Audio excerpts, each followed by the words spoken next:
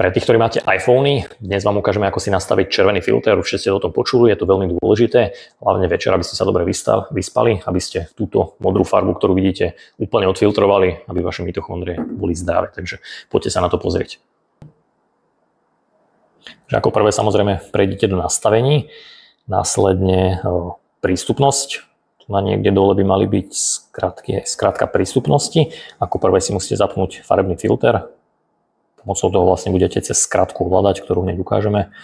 Späť sa vrátime hore, dáme si display a veľkosť textu. A tu na farebné filtre môžeme zapnúť. A všetko dáme zafarbenie na maximálnu intenzitu. A teraz vlastne touto skratkou, čiže keď 3-krát stlačíme, vypnuté cez deň a príde večer, zapneme. A teraz si ešte ukážeme teda, ako to vyzerá, ako sa zmení spektrum, takže môžeme si to zmeriať. Takže tu máme spektrum predtým, teraz sme zapli filter a jednoducho zmeriame spektrometrom. Meriame a modrá zelená zložka by mali úplne zmiznúť. Tak.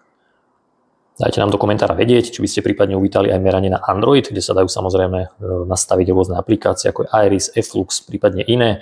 A možno ak by niekoho zaujímalo meranie aj nejakej radiácie z iPhone.